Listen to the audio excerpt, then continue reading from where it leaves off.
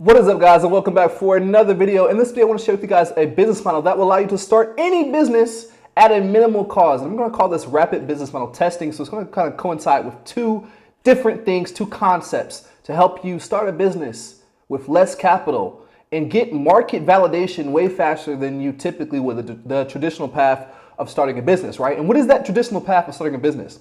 Most people think of starting a business, it kind of goes something like this. It starts with the idea, and then maybe a business plan, then maybe some time wasted, then maybe filing for the LLC, then maybe trying to figure out how to get the capital, saving up, getting an extra job, borrowing money from friends and family, or credit card. It's a very slow process, right? And then once it's all put together, what might take months or even years for some people, then the business is finally here. It's open to customers, only to find out that no one really cares about this business. And it fails within a couple months or years, because the statistics and the data shows that most businesses fail in 5 years or less. And I think it's even less time than 5 years.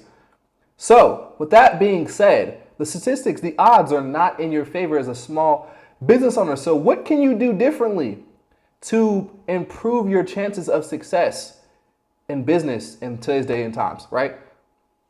And there's a couple principles that you must understand, because times have indeed changed.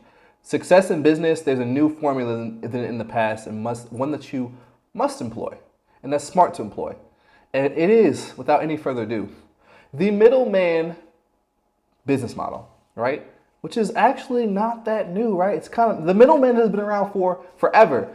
But when I'm saying middleman is now we have access to technology like we've never had before, right?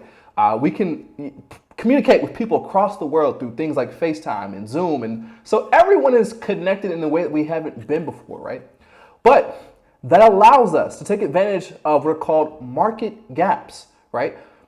That's how we make money in business, is finding a gap in a market and taking advantage of that gap. And so many gaps exist in the world. I'll give you an example right now. Right now, I'm in Thailand, but I'm still making money in the dollar.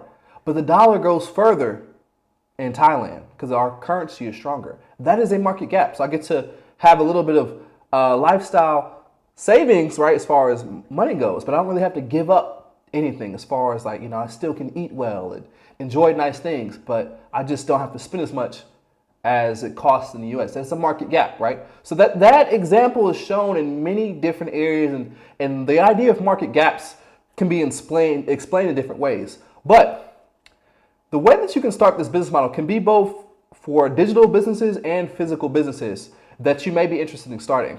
But before we get into the middleman business model, first you have to understand that, or adopt the mindset that the business you want to start doesn't have to be your expertise. And that's where most people go wrong. When I think about starting a business, I think about, what do I already know? Which isn't always a bad thing, right? Or what am I capable of doing? Not understanding that you don't always have to be the expert. In today's times, your best skill set you can have, in my opinion, is sales and marketing. If you have those two skill sets, you can have success in any business, because right now, a gap in the marketplace is that there's so many skilled people out here, very smart people, but they're employee mindset, right? And they don't think like a business owner. They don't have the sales and marketing skills. So they have the skill set of the actual product, the service, right? Or whatever it is, the skill set needs to be, whether it's, you know, say someone's really good at painting walls or installing drywall, or, you know, is a really good handyman, or an online skill set, they're really good at Photoshop or editing, but they just can't find the clients, they can't find the work. And that's where you come in as a middleman business model.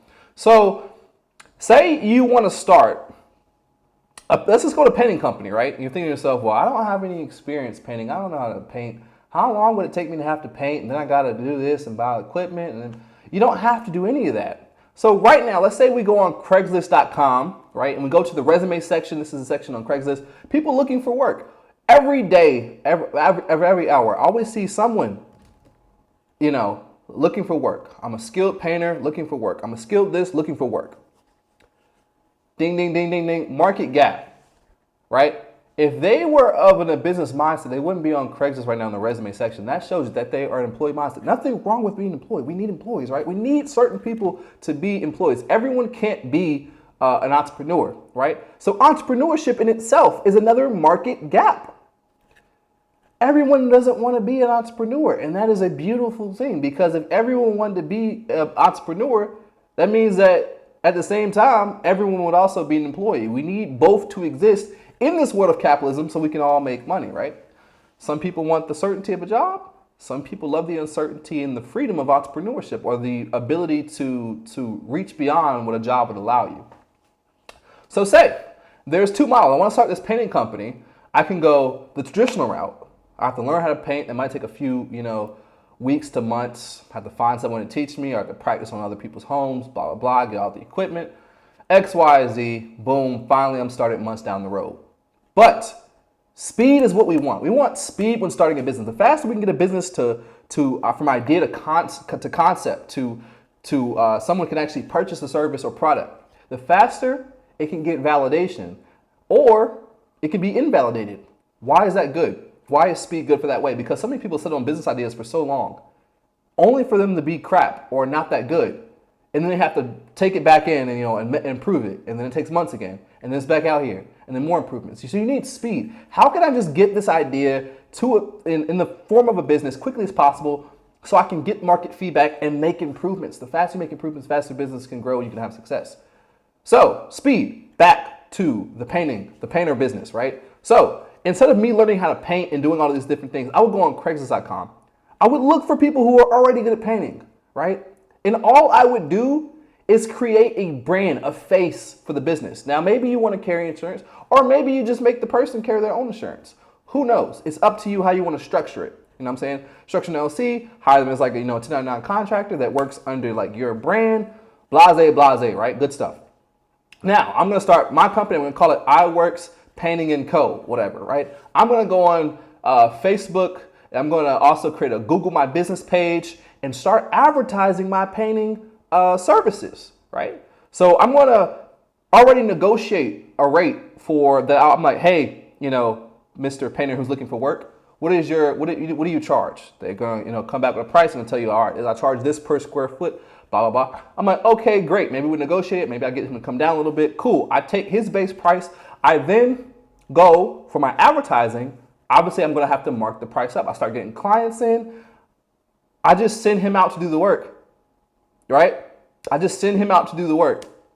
And then I say I charge $300. He agreed to to do the work for $150. I make $150 and didn't ever lift a freaking paint roll, touch a paintbrush. This is a scalable business model because most business owners, including myself, you get stuck in the trap of being, completely self-employed. You're doing the marketing, you're doing the work, you're doing everything, and you can't really scale. You can make decent money being a solo operation. I've done it. But you want scale, you want freedom, you're going to have to put people in place because you can't be the one-man show who does it all, the one-woman show who does it all.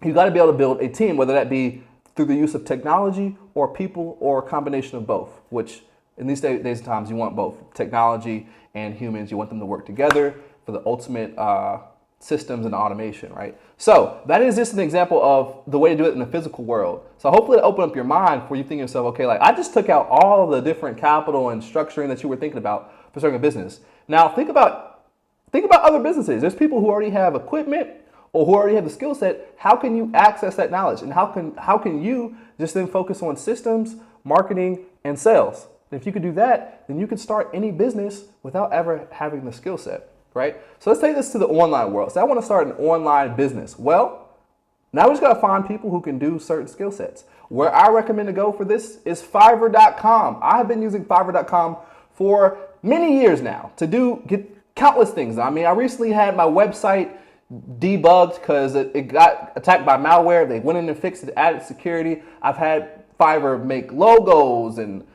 do all types of stuff for me. I love Fiverr, huge fan of Fiverr. So anything you can get done remotely can be done on Fiverr.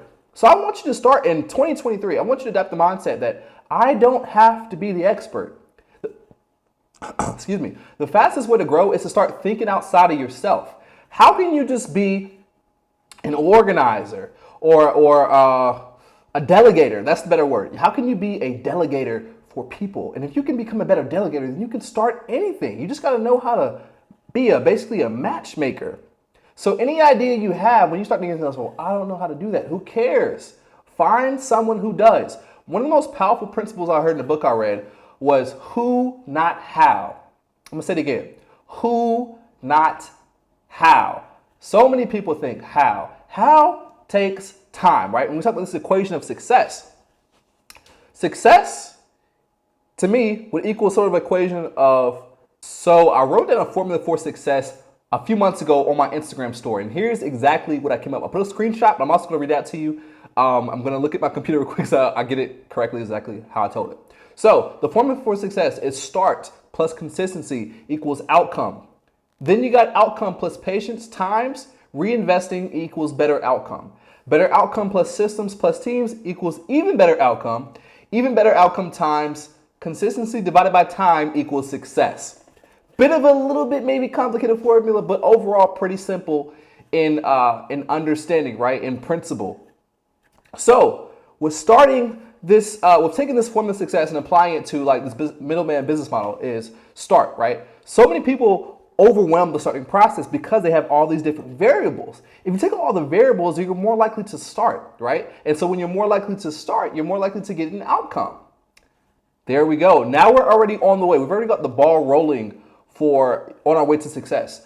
So most people fail in life because they don't even start, right? And then the people who do start don't get enough time or consistency, or one of the biggest things is actually making adjustments, right? So we talk about outcome plus patience, reinvesting. That's the reinvesting part, and then systems and teams. These are all variables that are needed for that process of success. So we go back to my earlier statement, who, not how. If we can plug the who in, the who will save us time because how takes more time, right? And on our equation to success, we know that one of the variables is time. So, but basically we replace time with the who because it's going to speed up that variable of time, and we can get our desired result faster. So the way this is structured though is very simple and allows you to enter into this marketplace with very little risk, right? And so that's another part too, especially in 2023 with potential of recession. People are certainly looking for plenty of ways to make money. So you want to go into business models, not just taking your life savings or get into a bunch of debt to start a business that might potentially fail. So I want you to think about, how can you start a business with very little capital? And that's how you do it. You follow this model. And if you think about it, some of the biggest companies in the world are pretty much like tech companies, which just act as middleman business models. I mean, I can name a few. Uber, Airbnb, Amazon's a middleman, Lyft, Uber Eats, Grab. I'm in Thailand, so they use a service, Grab, and all these are all middleman business companies making billions of dollars because they just understood basically merging two things, and that's just basically supply and demand without having to basically provide the supply. They just became matchmakers. So how can you create a matchmaker business? It's by following what I'm saying. You can use, once again, you can use places like Craigslist. Either go to resume section or put up a wanted ad for literally the services, the skill sets you're looking for. If you want to make an online business, go to Fiverr and literally type away and find people with the skill set, right? That for the business you're looking to start. And with that being said, I mean, right now, if I want to, I personally don't know anything about cybersecurity, but I know how to market. I could start a cybersecurity company if I wanted, because I already know where to go to get the employees, right? I could just list with different services. I could also, for the copywriting, I could use some automation, some AI technology. Learn to take advantage of all the resources we have. I mean, it's so much opportunity out here that how do you fail? So the only variable, there's always going to be something for you to do no matter what. Once again, you're going to have to be good at something. You can't be completely just terrible at anything. Now, like I said, you have to be good at sales or marketing. Now, I will say this, the more capital you have, the worse you can be at things where you can afford to not really have much skill set, because in that case, you wouldn't even have to be good at sales and marketing. You can literally hire out for everything. And then you kind of just, hopefully you at least have something to bring to the table, some vision to your business, or else I don't see it lasting for long. Like me personally, I know how to do online marketing, like with Facebook ads. So if I want to start this model, I at least have some value to bring to it. So either you're going to go the long route where you're going to have to learn how to do some marketing, or once again, if you have the capital, you can literally pay someone every aspect. You can hire out the copyright, you can hire out the someone running the ad, and hopefully it works out for you. But we're trying to focus on how can we start a business with the least amount of capital. So the worse you are, like the least amount of skill sets you have, the more capital you will put in, because you're going to have to hire for more things. Hopefully that makes sense. But I kind of just wanted to give this idea to you guys for going into this year to kind of open your mind up that you can start any business. And to end this video, I want to just kind of merge the earlier part when I talked about rapid business model testing and kind of give you an example of how the middleman business model could work along with the rapid business model testing, which this is what this means, right? And when we talk about rapid business model testing, I want to think of the term MVP and not most valuable player. This means minimum viable product, right? This means how can I get this idea to, once again, to marketplace as fast as possible, or at least have something to be able to garner customers. So typically when we say MVP, we're talking about like some type of product, maybe a software or something that we can, at least sell to people. But this can be also as a service, right? And when I say that, that means it's like the whole MVP model, minimum viable product, is that, okay, I have a website where people can or some way people can contact me for the services, and I have someone who can fulfill the service. Now, as far as the systems go, as how you run the business, that can be improved. That would be, working off of your initial MVP. Now, to apply that to a model to where you don't hire someone, but you're the one doing it, you can still apply the rapid business model testing model with basically the concept of this is just not investing a whole lot in order to test the market out. So in a physical business where you didn't hire out, but you still want to kind of dip your toe in, let's go with pressure washing because that's my background, right? How would I start a pressure washing business using kind of the rapid business model testing MVP model? I want to get the most minimum viable product out and test this market, see if it's worth going into. I don't want to spend $10,000. I'd rather just spend $5,000. How would I do that? Okay, boom.